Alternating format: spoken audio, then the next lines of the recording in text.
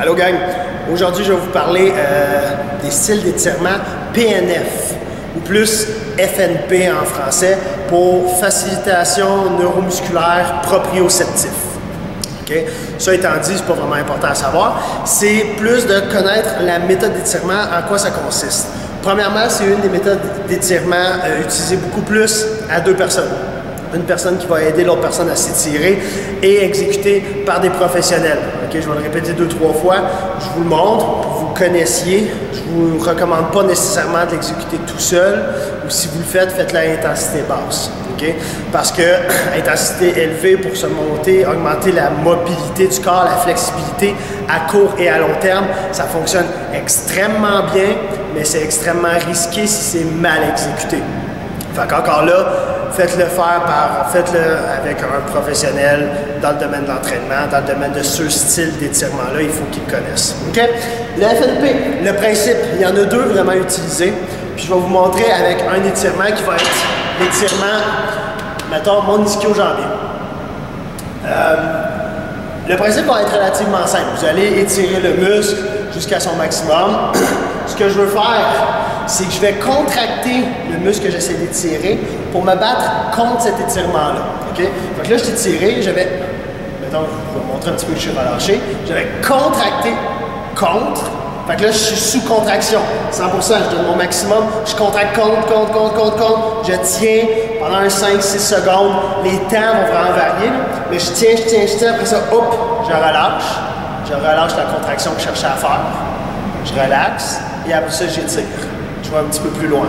Là, je rebats, je refais une contraction, je tiens, je contracte contre, là. Je tiens, j'ai une force opposée qui m'empêche justement de revenir.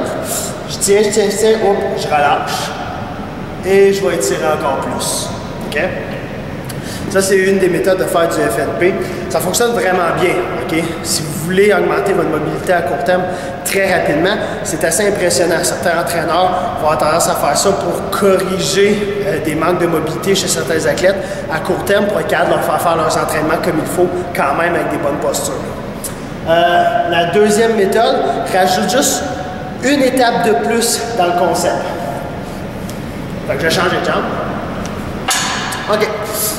L'étape de plus, c'est que je vais contracter, bien sûr, le muscle, je me bats contre, contraction, je tiens, hop, je relâche, je relaxe. Et ensuite, quand je vais essayer d'aller étirer un petit peu plus, OK, si je suis capable, ce que je vais faire, c'est contracter l'antagoniste, contracter le muscle opposé. Fait que là, le psoas, je vais essayer de me tirer avec le fléchisseur pour monter un peu ma jambe, pour essayer de l'approcher à l'aide d'une contraction du muscle opposé. Et je m'y approche. Ensuite, je fais la même chose. Je contracte, contre, je relâche, je relaxe. Et là, je tire avec l'autre muscle. Puis j'essaie de m'approcher plus, mais en utilisant l'antagonisme pour m'y rapprocher. Et je peux utiliser ça une couple de fois. Je peux faire l'étape 3, 5, une dizaine de fois même, dépendant des temps que vous venez sous tension. Ça fonctionne extrêmement bien. Encore là, profitez-en avec cette vidéo-là d'en parler à un professionnel pour qu'il vous montre peut-être un étirement spécifique selon vos faiblesses, comment l'utiliser, quand le contracter. Je vous en ai montré un. Je vais sûrement quand même faire une vidéo où je vous en montrer plusieurs autres.